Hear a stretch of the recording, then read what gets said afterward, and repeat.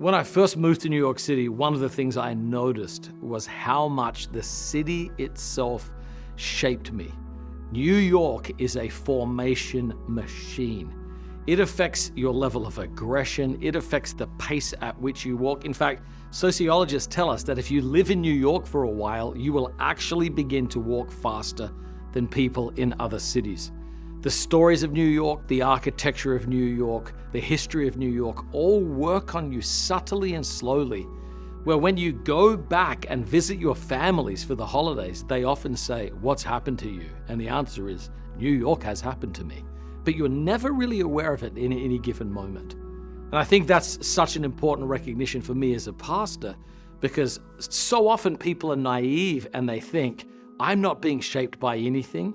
Sometimes non-Christians say, I don't want to follow Jesus. I don't want to be formed by religion. But the truth is, we're all being formed by something.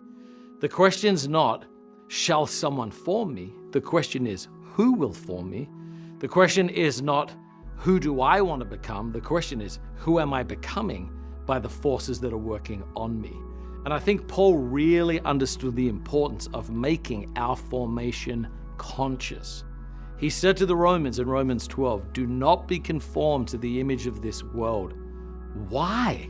Because that's what it does. He wanted the Christians in Rome to recognize and understand how Rome was shaping them into Romans.